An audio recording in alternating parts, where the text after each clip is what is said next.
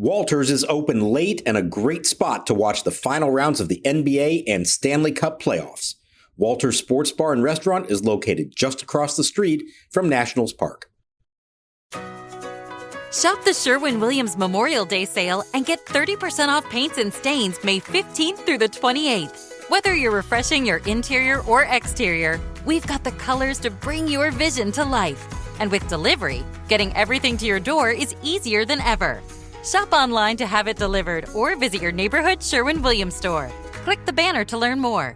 Retail sales only. Some exclusions apply. See store for details. Delivery available on qualifying orders. Olsen at third, Albies at second, Harris at first. Chaparro stays in on the grass at first. Meade is backed up a bit at third. Here's the pitch. Swing a ground ball to short. Abrams has it to second for one. Nuñez to first for two. A double play. And Griffin survives a bases-loaded jam here in the fourth inning. Lopez sets. Wood off third, the kick and the pitch. Swing and a line drive into right field. Gonna be a base hit. Wood will score. Garcia turns and holds it first, and White getting the throw in to second base. It's a line drive single to drive in a run. And the Nationals now lead by the score of 2-0. Ribalta's coming set. Bases loaded, 2 out. 2 balls, 2 strikes. Bottom of the ninth. The kick, the pitch. Swinging a broken bat, Squibber right side. Fielded by Garcia. He flips to Ribalta, covering in time, and a curly W's in the books. Ribalta with a little leap crossing after the bag. He spikes the baseball and goes to greet Keibert Ruiz in front of the mound. He secures the save by getting Acuna on a broken bat grounder to the right side. A curly W in the books. The Nationals take a series from the first place Braves in Atlanta.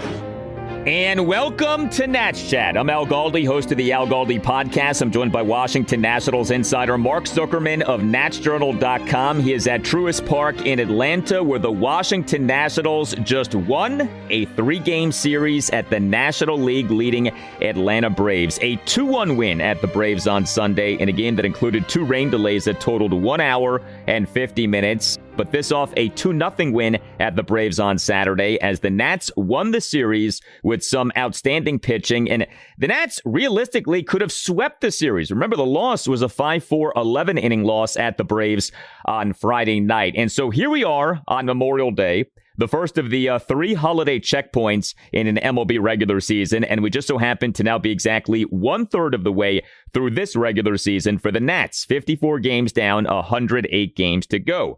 And wouldn't you know, the Nats are 27-27 and are in second place in the National League East. 9 games behind the NL East leading Braves. Yes, the Braves still are 36-18, but still, the Nats on Memorial Day are 27-27 and are in second place in the NL East. Let that sink in. Raise your hand if you expected that. Not bad for season number 1 of a restarted rebuild. The Nats' new process doing quite well. This installment of Nats Chat brought to us by Mason Kalfas. He's always doing well. He's the top legal recruiter in Washington, D.C. Mason has been with us since our first season. You can reach him at 202-486-3535. A tremendous bounce back outing by starting pitcher Foster Griffin. A tremendous 2-out save by reliever Orlando Ribalta. A big pinch RBI single by Luis Garcia Jr. And Mark, is this series not the high point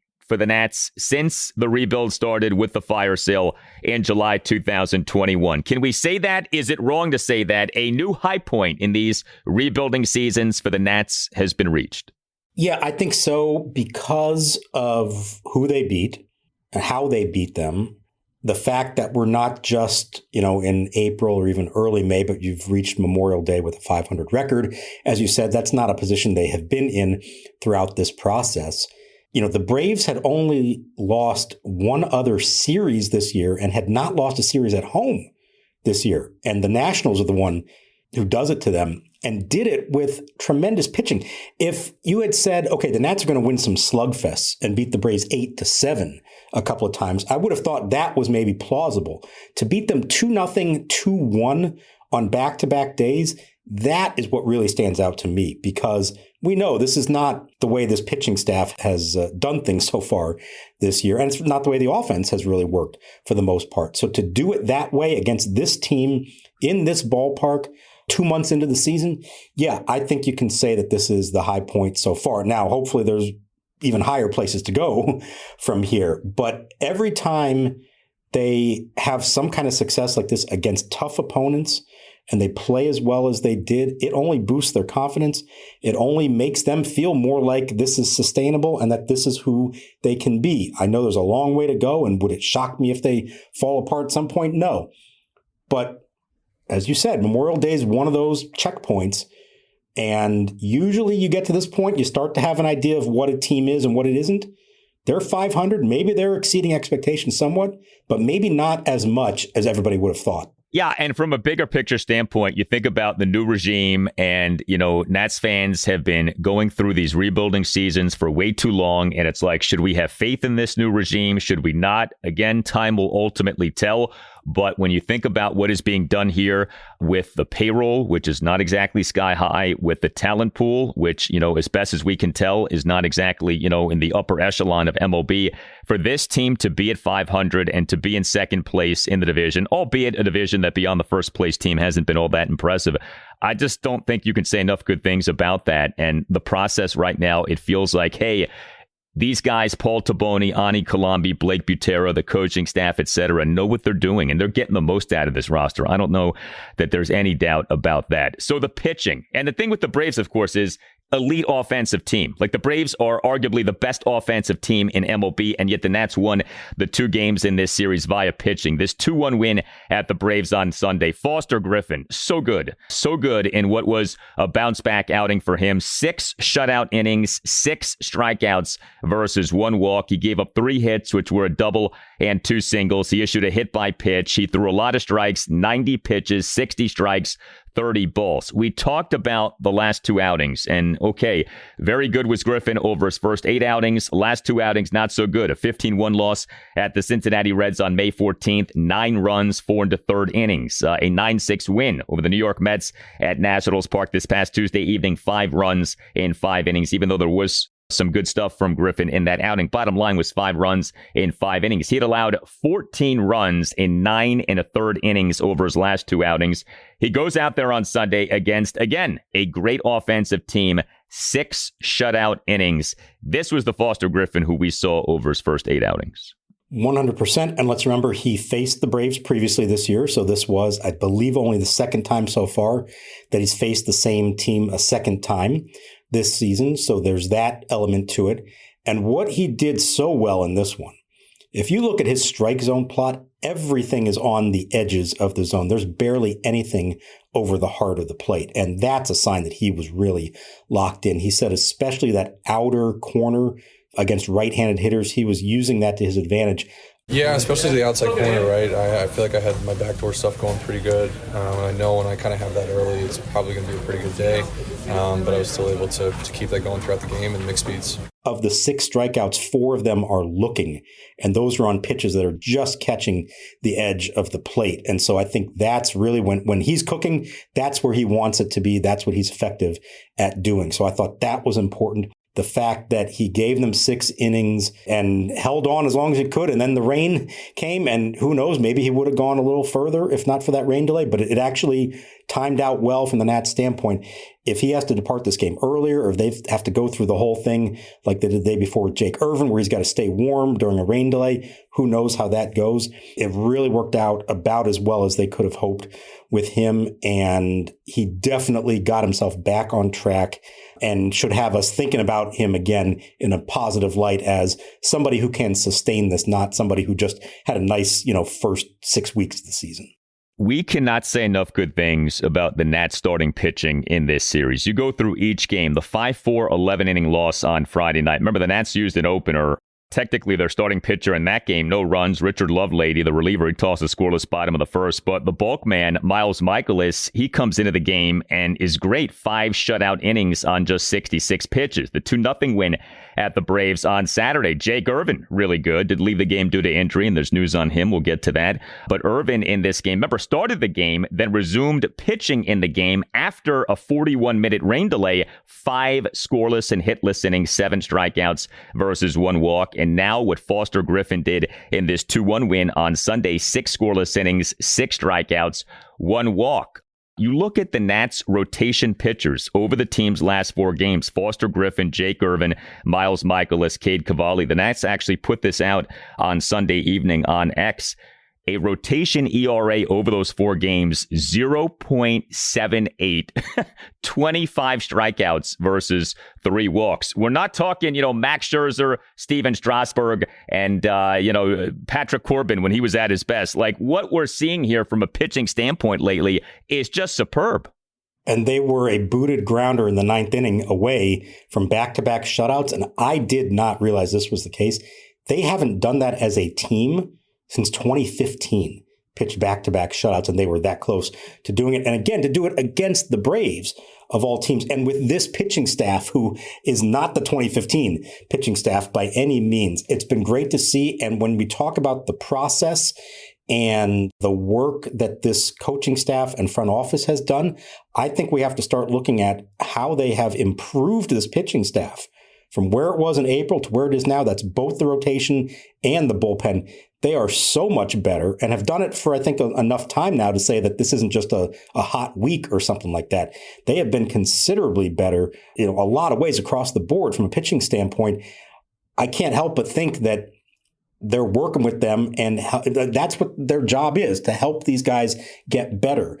And just because they got off to a bad start to the season doesn't mean it has to stay that way the rest of the season. I want to give credit to them for how they have helped some of these pitchers flip their season around here over the last, say, 3-4 weeks, perhaps.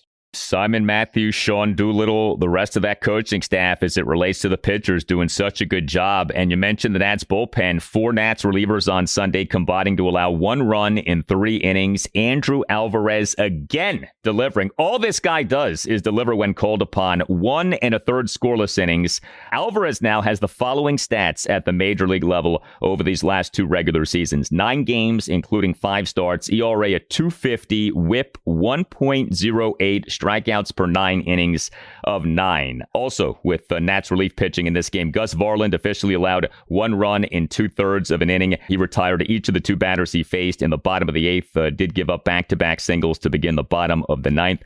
Got charged with a run off what went down with Richard Lovelady pitching. He officially tossed 1/3 of a scoreless inning. He and the Braves, 1-run 9th, faced 3 batters, got just 1 out, but part of that was a fielding error by second baseman Nasim Nuñez.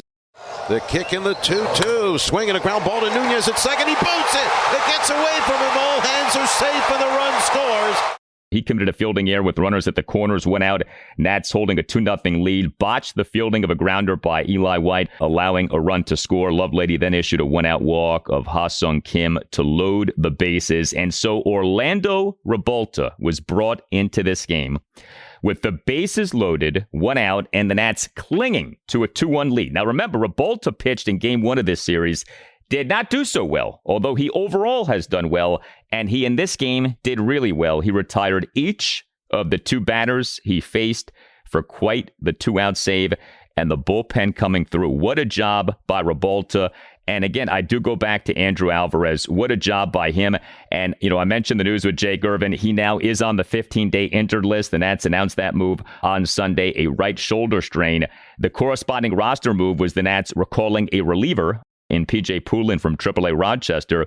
What happens in Irvin's next turn in the rotation is going to be interesting. So there's that, but there's also what this bullpen did in this game. Yeah, and I think it's a good microcosm of the way that Blake Butera and everybody, how they're managing this right now. They're saying, we're going to do whatever we have to do to try to win today's game, and then we'll figure out the rest after that. Because I was thinking to myself, okay, maybe they don't use Alvarez. They hold off. Maybe he takes over Irvin's spot. Then he comes into the game in the 7th. I'm thinking, well, maybe he just goes 1 inning, and that could, still set him up to be fine by the time that Irvin's spot comes up again. And then he comes back out to start the 8th inning, and now everything's out the book. And I really think they are managing this day to day, putting together whatever they have to try to win a game, and then figure it out after that, and just not allowing themselves to think too far ahead. And maybe you could say that's a little bit risky to do that, but it's working to the extent that they are throwing everything they've got in an attempt to win games, and they've managed to go 27-27 as a result, using Lovelady for the 3rd straight day. He opened on Friday, he closed on Saturday, and he almost closed on Sunday. And if Nuñez makes that play, it would have been a game-ending double play. By the way, it was originally called a single, which made no sense to me, changed to an error. It was 100 miles an hour off the bat, and as we'll discuss, that infield was not in pristine condition after all the rain. So maybe give Nuñez a little bit of a pass on that.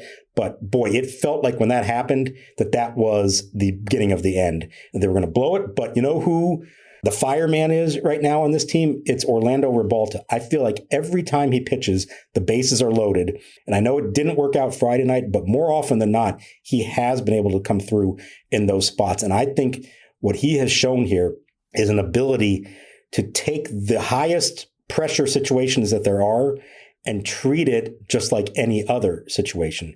You don't see any emotion from him. You don't see him appearing to let the moment become too big for him. He goes after hitters, attacks him, gets ahead in the count. He gets a huge strikeout for the 2nd out, and then has to cover first on the ground ball to the right side for the final out among all the slop over there. I really like what he's doing. And like more and more, I'm thinking to myself, this guy may have the combination of the stuff and the intestinal fortitude to be pitching some really important innings late in games, maybe even as an official closer. He overall has been good. The bullpen lately, like you said earlier, has been good. Hey, are you a law firm partner or associate looking to transition to a new firm because of compensation? If this sounds like you should explore the lateral market and give Mason Kalfas a call. Mason is the top legal recruiter in the Washington, D.C. area. He has been a Nats Chat podcast advertiser since the beginning of our show. To find the best law firm out there for your future career, call Mason Kalfas today, 202-486-3535.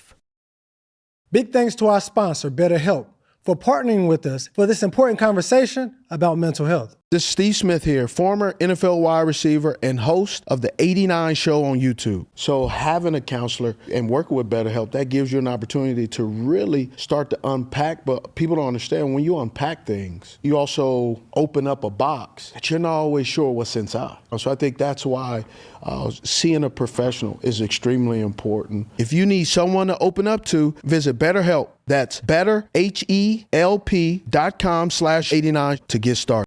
Insurance isn't a one-size-fits-all, and shopping for it shouldn't feel like squeezing into something that just doesn't fit. That's why drivers have enjoyed Progressive's Name Your Price tool for years. With the Name Your Price tool, you tell them what you want to pay, and they show you options that fit your budget. Enough hunting for discounts, trying to calculate rates, and tinkering with coverages. Maybe you're picking out your very first policy. Or maybe you're just looking for something that works better for you and your family. Either way, they make it simple for you to see your options. No guesswork, no surprises. Ready to see how easy and fun shopping for car insurance can be? Visit Progressive.com and give the Name Your Price tool a try. Take the stress out of shopping and find coverage that fits your life on your terms. Progressive Casualty Insurance Company and Affiliates. Price and coverage match limited by state law. Overall positive, shoulder strain. We got a good medical team here that'll help me take care of it and then be back as soon as possible. Yeah, I think it's a little bit of good and bad, right? Like, he'll go in the IL, but it's also something not too concerning that we think will be a minimum IL stay. For now, obviously, we'll monitor it the next few days and see how he's feeling coming out of this, but thoughts are that it obviously could have been worse, and we got about as good news as we could have. regarding Irvin and this next turn in the rotation. So the Nats' next series is against another first-place team in the American League Central leading Cleveland Guardians. Now, Irvin's turn in the rotation would not come up in that series. The games for the Nats in that series: Game 1 Monday evening, 6:10, Zach Littell. Game 2 Tuesday evening, 6:10, Cade Cavalli. Game 3 Wednesday afternoon at 1:10, Miles Michaelis. And as is always the case now, we say that these are probable starting pitchers for the Nats. The Nats also have some off days coming up. At last, we're going to get back to the Nats having some off days, including one coming up this Thursday. What do you think the team is thinking with Irvin's next turn in the rotation? Or maybe that's thinking that could change by the day. And so it's almost kind of silly for us to speculate what the team is thinking right now. Yeah, I was just going to say that. I'll throw some possibilities out there, but that does not mean that's the way it's going to go or that they even know for sure how it's going to go. You mentioned the off day. I think that's important here. That happens to fall on Thursday, which would be Irvin's day.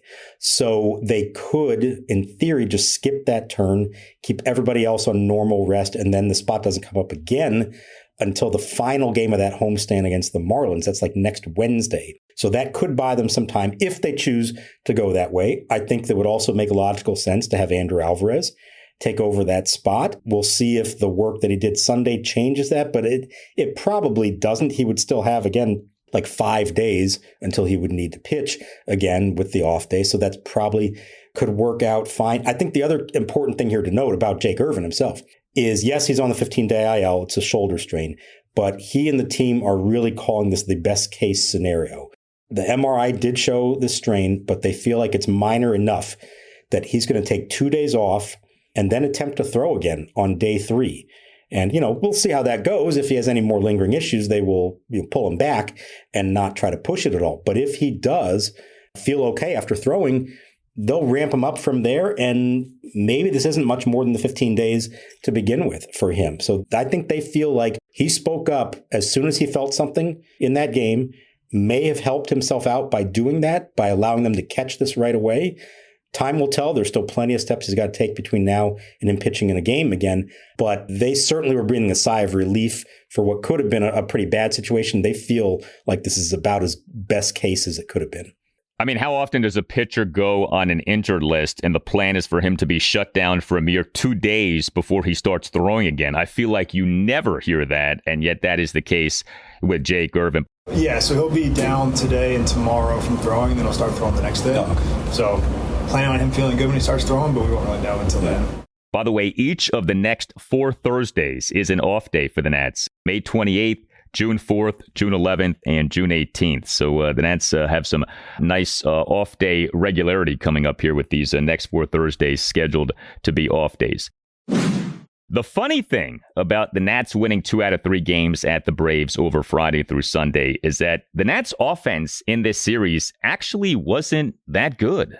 The offense did not have a single game that you would call, like a prototypical great game for the 2026 Nats, who, of course, have been so good offensively. The Nats in each game struggled against the Braves starting pitcher. It's not like the Nats got to the Braves rotation in this series, but the Nats found a way to win this series. And that is maybe as encouraging as anything, that the Nats can win a series against a really good opponent without the offense leading the way. The offense has led the way so often this season, really did not lead the way in this series. You look at what the Nats did offensively in this 2-1 win at the Braves on Sunday. Just 2 runs, just 6 hits, which were a double and 5 singles. Now, the Nats did work 4 walks and did go 3 for 8 with runners in scoring position, but the Nats did not do much against the Brave starting pitcher Martin Perez. He allowed 1 run in 5 2/3 innings, but something that we did get in this game was another big pinch hit. We have talked about the Nats doing so well in the pinch hitting department so far this season. Luis Garcia Jr. coming off the bench to pinch hit and play first base. He went 1 for 1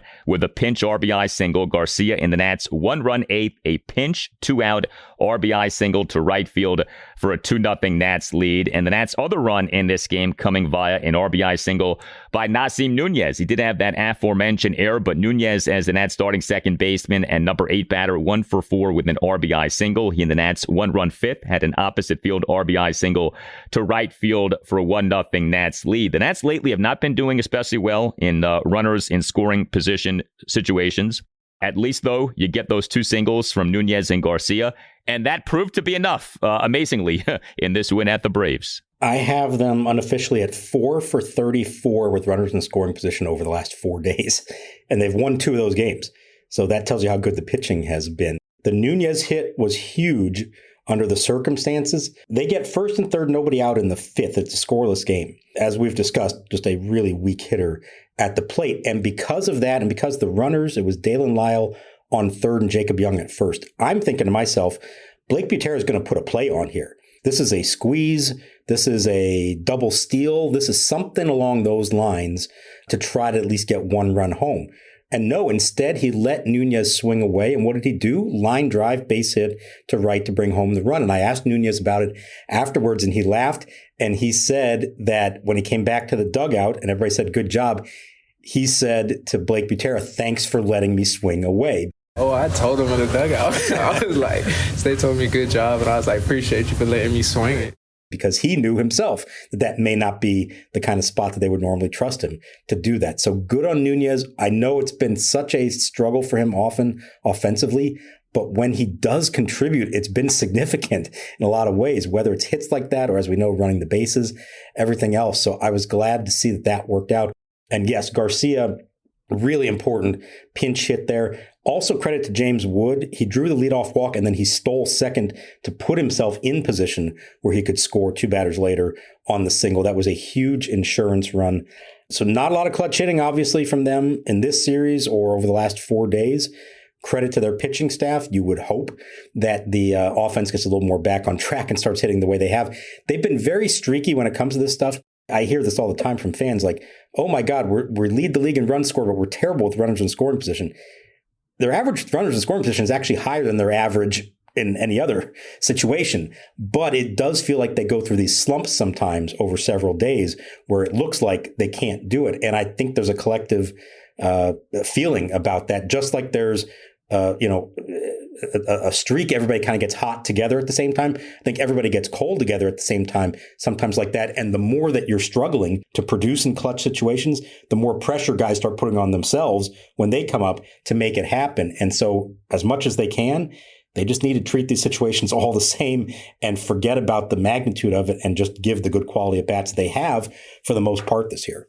C.J. Abrams had the big game on Friday night, ended up going hitless the rest of the series. James Wood did get on base a bunch in the series, but did not have an extra base hit in the series, and yet the Nats won this series. Again, I just think that that's so encouraging that they could figure out ways to win, without being great offensively, without the 2 big guys in Abrams and Wood, having like dynamic series. Although, again, Wood got on base a ton. And it's interesting with Wood, number 1 batter in each game in the series, but a different starting spot in each game in the series. DH game 1, right field game 2, left field game 3. And, that's the kind of thing I suppose we need to get used to here. But, nice to see something like that where Wood can be deployed in a variety of ways and still be impactful from a standpoint of getting on base so much. Yeah, we'll see how much that continues. I got to say, I feel like he's made so many strides in right field, and he still doesn't look as comfortable in left. There's a play early in this game that he kind of gave up on a sinking liner that I thought he had a real play at, and he just let it fall in front of him. And I don't know if that's a left field versus right field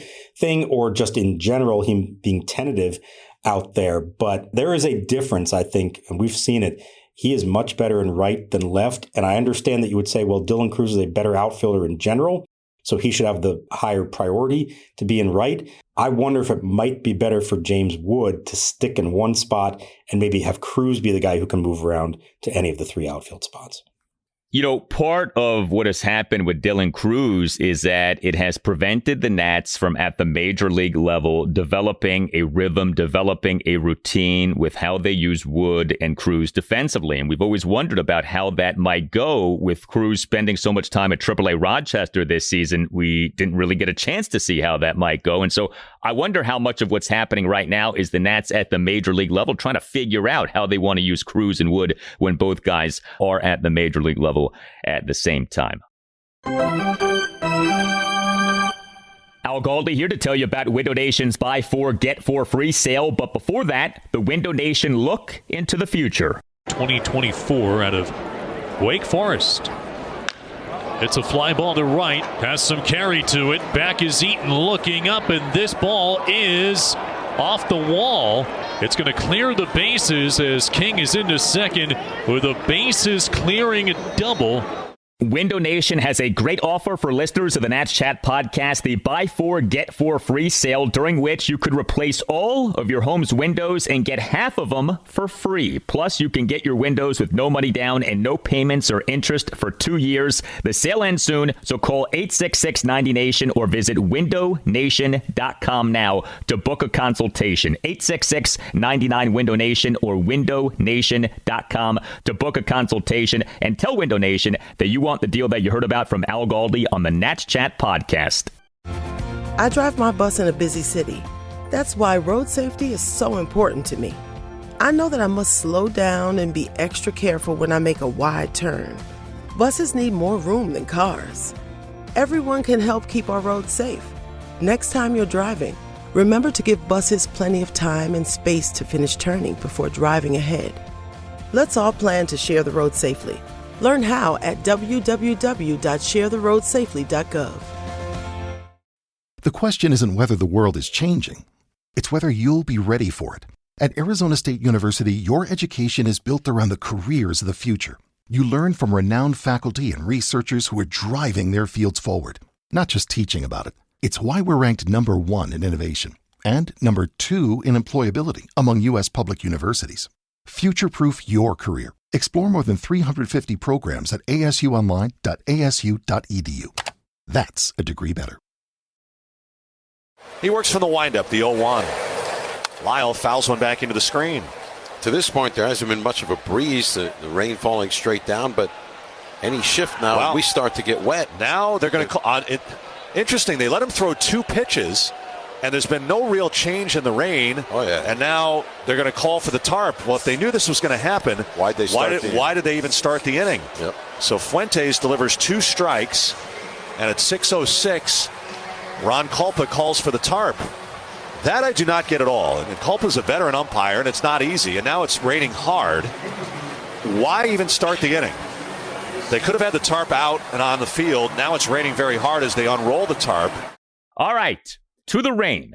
This 2-1 win at the Braves on Sunday was a glorious day from a Nats perspective. But man, did the Braves butcher this game from a rain perspective. We had 2 rain delays that totaled 1 hour and 50 minutes, a 22-minute delay at the start of the game, and an 88-minute delay after 2 pitches in the top of the 7th. Now, you could argue that the problem started before a single raindrop ever fell. The game originally had a scheduled start time of 4:10 p.m. instead of the usual 1:35 p.m. start time for a Sunday home game. Why we had the 4:10 start time, not sure. You also could argue, I certainly would, that with the forecast, the Braves should have been proactive and moved up the start time. A lot of teams do this. You know, you have a game starting later in a day in which rain is expected. You go from 4:10 to, 1:10 or 1:30 or 2:10, whatever you want to do, but move the start time up. The Braves did not do that. There also was, and you noted this on X, and this cracked me up, the 22-minute delay to the start of the game came despite no rain falling. So why the start of the game was delayed by rain, it never quite made sense. And then there was, and we all saw this, the umpiring crew waiting way too long to call for the in-game delay as the playing conditions became ridiculous. And I know that Blake Butera in his post-game session with you guys was not shy about talking about the playing conditions.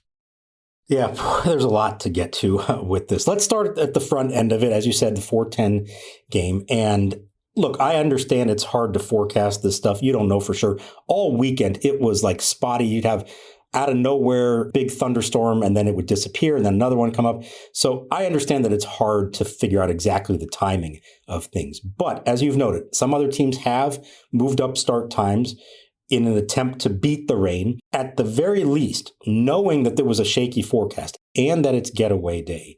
It would seem to me, announce you move it up to 1:35 or whatever, and then if it doesn't happen, you can't start till 4. Well, that was the plan all along anyways. It just gives you more options. As it turned out, it rained some in the morning, but between noon and whatever time the first, about 5:45 or something like that, there wasn't a drop. So they very easily could have played the entirety of the game, and the team could have been on their way to Cleveland before any of the mess happened. The first delay to start the game, they were going through the full pregame routine on the scoreboard. They sang the national anthem. They did everything. But as I'm watching this, I'm thinking to myself, where are the starting pitchers?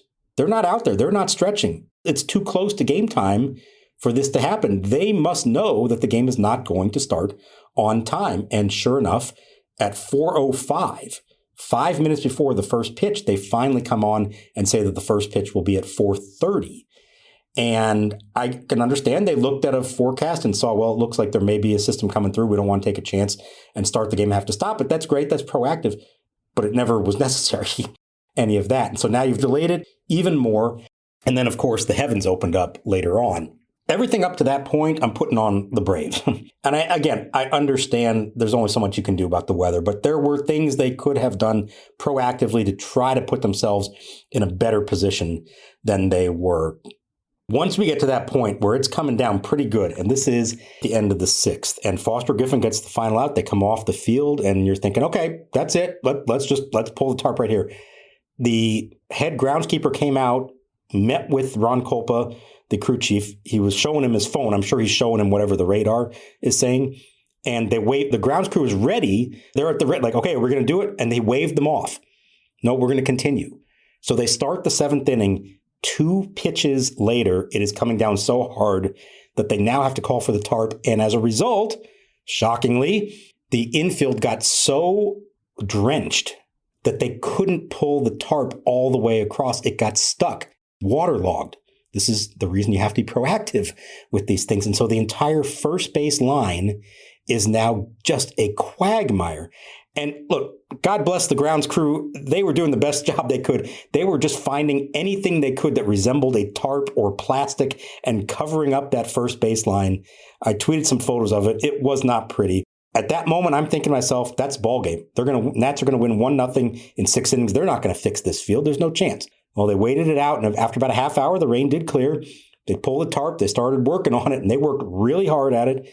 Eventually, Blake Butera came out of the dugout with 2 of the umpires, and he walked all around the first base area, testing out the dirt, the quality of it. And I'm thinking to myself, he's going to tell them, I'm not putting my players out here. This is not safe. We saw this several years ago in Philadelphia.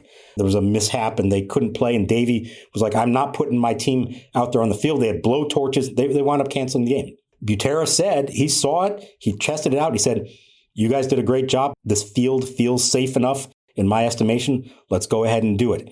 The job they did, it was in good condition. I mean, I went out there and I was shocked with how firm everything was and felt like it was a safe spot to play.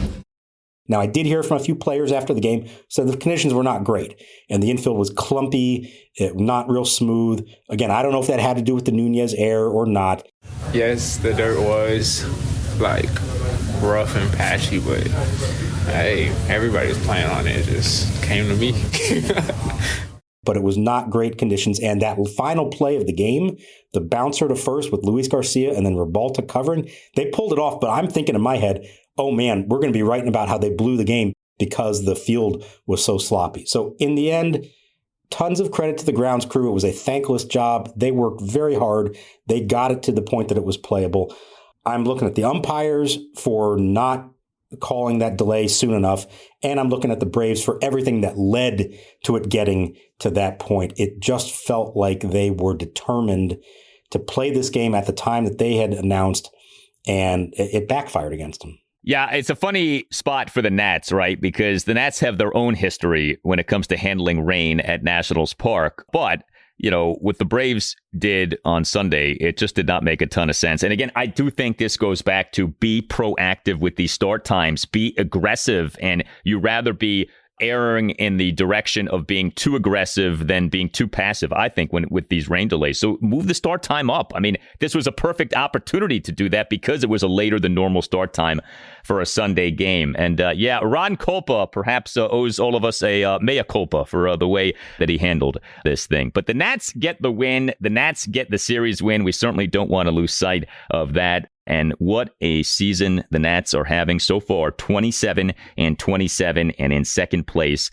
as we have arrived at Memorial Day. This installment of Nats Chat brought to us by Mason Kalfas. He is the top legal recruiter in Washington, D.C. Mason has been with us since our first season. You can reach him at 202-486-3535. All Nationals radio highlights on Nats Chat are courtesy of 106.7 The Fan. For Mark Zuckerman, I'm Al Galdi. We thank you for listening. We'll talk to you next time on the Nats Chat podcast. And we're going to leave you now with something special. A scouting report on the University of Virginia's AJ Gracia. He is an outfielder. He is a possible first-round pick for the Nats in the 2026 MLB first-year player draft. This report on Gracia comes to us from Greg Madia, who covers UVA Sports for the Daily Progress. And by the way, if you are into college baseball, as you likely know, the bracket for the NCAA men's baseball tournament comes out at noon on Monday. So enjoy, and we'll talk to you next time on the Nats Chat podcast.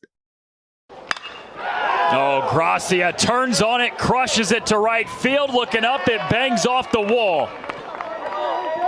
Becker cruises in to score on the RBI double from AJ Gracia. This is Greg Madia, the Virginia beat writer at the Daily Progress in Charlottesville, helping out the Nats Chat podcast with a look at a potential draft candidate for Washington this year in Virginia's center fielder, AJ Gracia. Washington has the 11th pick in this year's draft. And the last time the Nats took a first rounder out of Virginia, it worked out really, really well for Washington, taking Ryan Zimmerman all the way back in 2005. Anyway, Gracia is a 6'3", left-handed hitting outfielder who transferred to Virginia from Duke last offseason. He followed his head coach, Chris Pollard, who took the UVA job following longtime former Cavalier skipper Brian O'Connor's departure for Mississippi State. And Gracia, in his move to Virginia, he was billed as a guy who could immediately impact the lineup. And so far, that's mostly been the case. He's got a .462 on-base percentage.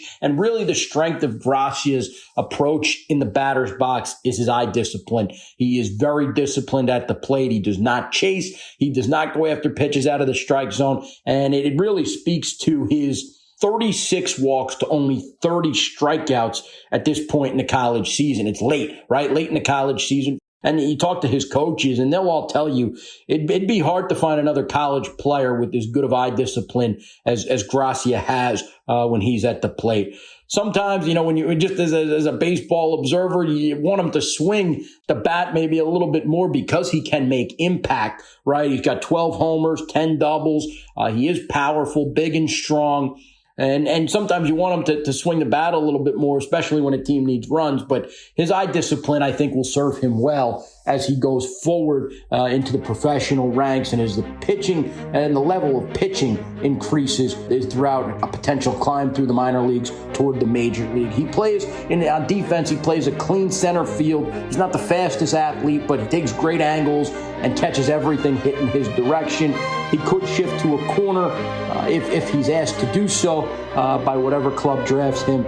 He can certainly play any of the three outfield positions. Again, this is Greg Madia, the Daily Progress in Charlottesville. For anything on the Who's, follow along at thedailyprogress.com. That's baseball, football, basketball, whatever is going on at UVA. You can follow along at thedailyprogress.com. There are 162 games in the Major League Baseball season, and the players have a saying. Every team's going to win 54 games. Every team's going to lose 54. It's what you do with the other 54 games that counts.